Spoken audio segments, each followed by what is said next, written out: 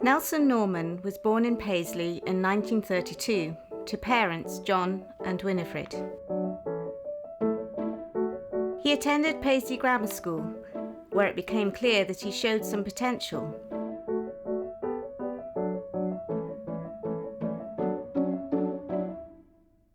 Nelson decided on a career in medicine, and he became a student at Glasgow University. His school friend, David Campbell, had decided to become a doctor too. You may be interested to know about his first research project that took place while he was a student in Glasgow University. And I can hear Nelson groaning at this very moment. He had taken a temporary job during the holidays at a tobacco factory. His father was the exciseman there. And he arrived at the factory when it was in great trouble. They had a mould infecting all the tobacco. And they called in a professor from Edinburgh, very renowned professor from Edinburgh, who couldn't do anything about it, failed miserably. And Nelson said to his father, "That's a lot of nonsense, he doesn't know what he's talking about," he said. "And he should use tyndalization." Well, I have to admit, I had to look it up. I didn't know what it was. But it's a form of heating over 3 days to a certain high temperature to kill off initially the mould, second, third day to kill off the spores that have germinated, and then the bacteria. He was allowed to experiment. It worked. Unfortunately, it was too late, and the factory closed. But Nelson was very amply rewarded with 200 cigarettes for his work there. His time at Glasgow University would be rewarding in other ways too. A young lady called Morag had caught his eye. She was a nurse there at that time. And he was introduced to her by her sister, who was going out with one of Nelson's colleagues, Ian Ledingham. And Nelson thought this was really a rather nice young lady, so he spent a lot of his money taking her out to the Buchanan Arms Hotel in Drimmen, which was a rather expensive place to take a young lady. And once he had run out of money, he decided he better just ask her to marry him. That would save a little bit of cash. So that's what he did. And they were married in the University Chapel, the Glasgow University Chapel. In 1957, Nelson graduated from Glasgow University and was soon summoned, along with David Campbell, to do his national service. While we were doing this square bashing one day and being very fiercely shouted at by the drill sergeant, it was a very hot day. We were in battle dress, and by the time he had finished with us, we staggered in for lunch to be served a very hot curry.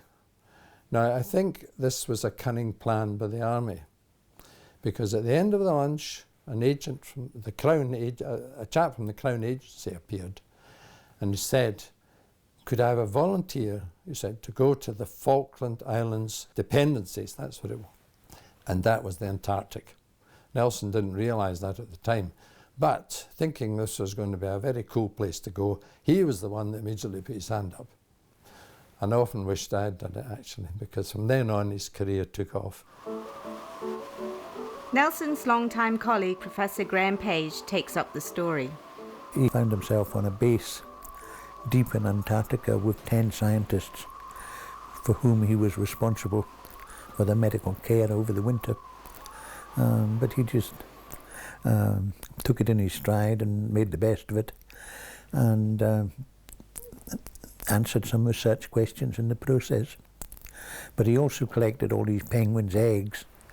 There was a lot of interest in penguins' eggs because they were an important transition from reptiles to birds. And he collected all these eggs, but unfortunately they lay on a shelf for years and years, waiting for a zoologist to look at them, and I think somebody threw them out eventually. Nelson's work with the emperor penguins moved him to later write a book about his adventures.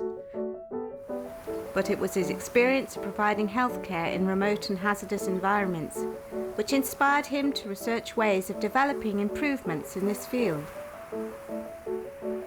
So he spent, I think, about a year in the Antarctic, and then he came back and he was offered a post at the MRC, And during that time, Charles Illingsworth developed an interest in hyperbaric medicine and carbon monoxide poisoning, and he was asked to go and be attached to Charles Illingsworth's unit, which was a great privilege. I mean, he was a very famous Glasgow surgeon, and Nelson jumped at the chance to go and work in his unit.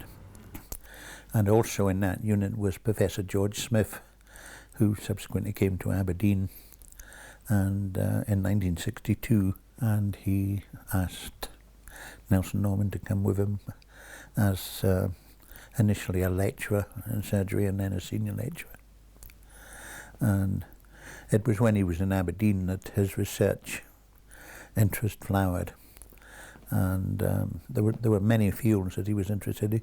He was interested in the metabolic response to trauma, you know, the metabolic changes that occur in the body after injury, and I was interested in that as well, and that formed the basis of my thesis, which Nelson supervised, and we also embarked on the metabolic meetings up and down the country, and it was good fun.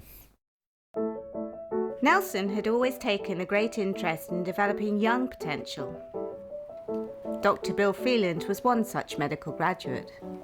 Nelson used to go along to mess dinners with the Territorial Army with the previous commanding officer, and he took the opportunity at that point to speak to doctors or medical students and suggest that the Antarctic was a good place for them to go. And I must confess at that time I hated the cold, and it didn't occur to me that I was going to go to the Antarctic. And it wasn't until graduation when I met him at the graduation ceremony, and he sort of said about going to the Antarctic, and I said, well, you know, I don't think it's for me, and he sort of dropped the line, yes, it does take a sort of special person to go there. And it was like a seed. It took a little while to germinate, and I went off and did my house jobs, and it was in the back of my mind. It was just growing, and I thought, what am I going to do going forward in a medical career? And I thought, well, the Antarctic sounds quite good, and that's really what took me. I went and spoke to my consultant and said, there's an opportunity to perhaps go to the Antarctic, what do you think? It'll ruin my career. And he says, don't be stupid. He said, go. He says, because when you come back and go for an interview, everybody else will have been working in hospital and you've got something to talk about. The year I had there was one of the busiest they'd had for a long time, and it was the training that Nelson had put in place that really helped, you know, get me through what was some quite difficult things, and knowing that he was at the end of either the radio or a telex was obviously very good. He developed a lifelong interest in hypothermia and also in diving. And of course at that time the North Sea was opening up for oil exploration, and he started developing an interest in remote health care then. You know, how do you look after a community that doesn't have immediate medical care available to it? So the combination of hypothermia and diving medicine and an interest in remote environments, backed up by his Antarctic experience in a very remote environment, started him on the pathway to look at remote health care. In 1970, with Dr. Colin Jones, Nelson co-founded the Institute of Environmental and Offshore Medicine, which soon fell victim to massive university funding cuts. Undeterred, he subsequently set up the Centre for Offshore Health in RGIT. Under the banner of the Institute of Environmental and Offshore Medicine, he led the development of many training courses and research projects, such as the Morone Field Laboratory, built to test equipment destined for the Arctic. I think his achievement has been the supervision of a very large number of research dissertations, and secondly, the provision of a system of health care for people living and working in remote areas, and sometimes very remote areas.